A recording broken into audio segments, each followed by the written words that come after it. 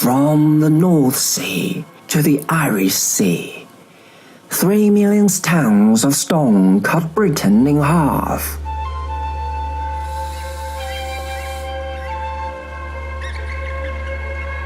For 300 years, Hadrian's Wall stood as the northern frontier of the Roman Empire. Within it was law, order, and prosperity. Beyond it lived only barbarians.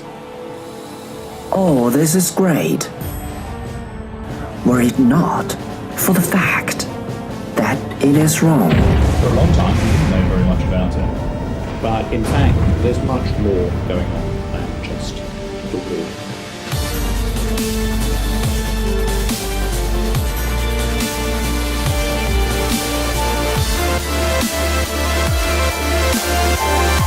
Hadrian's Wall was extremely cosmopolitan.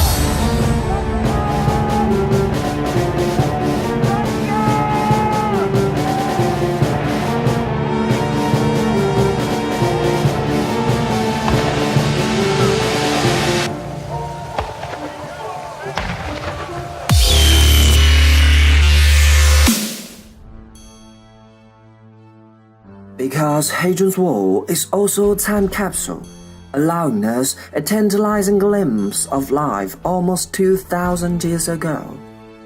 Thanks to work done by archaeologists in recent years, we now know that the Romans look at their border rather differently than we'd imagine.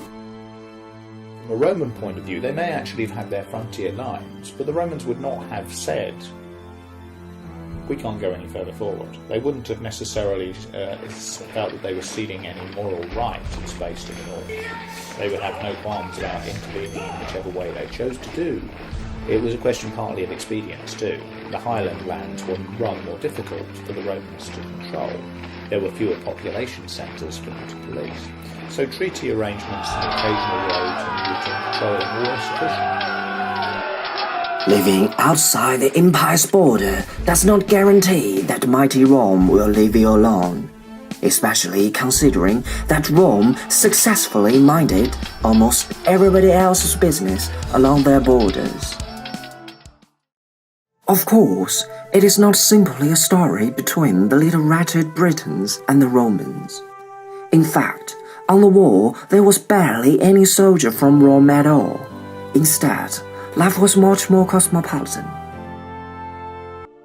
Hadrian's Wall was extremely cosmopolitan. We've got people from Gaul, people from northwest Spain, the Asturians, people from Hungary, who were the Pannonian units, people from modern-day Romania, Rhineland, what is now Switzerland and Germany, southern Bulgaria and what is European Turkey nowadays, Holland, parts of Belgium. We've got people from southwest France, the Dalmatians, who are from modern-day Croatia.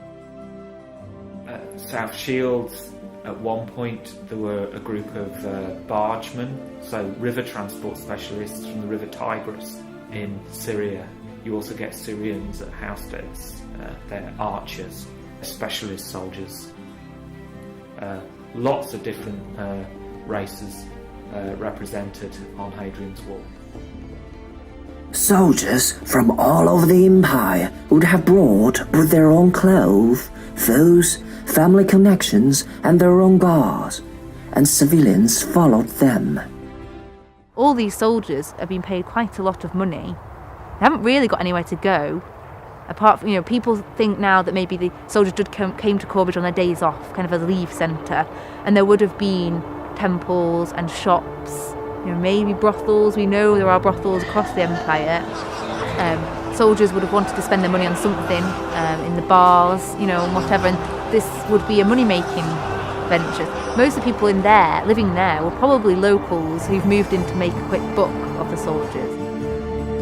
All along the frontier line, people from far-flung continents met, mingled, and traded, much like today. And like today, some of them are finding the weather hard to cope with. There's a letter from the commanding officer's wife to the commanding officer's wife at Wall's End asking her to come to her birthday party. And there's letters from soldiers writing home saying, please can you send me more socks?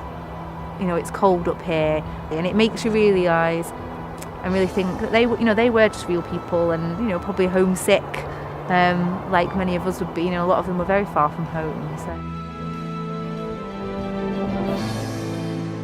All these men and women have long vanished, with all their love, greed, and frustration, along with the frontier that guarded Rome 1,500 miles away.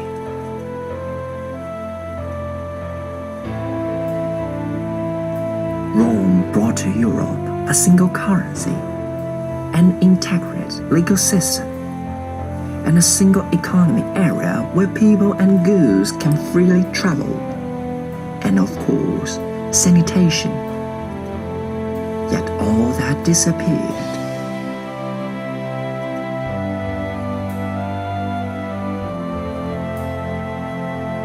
Today, only the stones stand testament to the once vast reach of the Rome.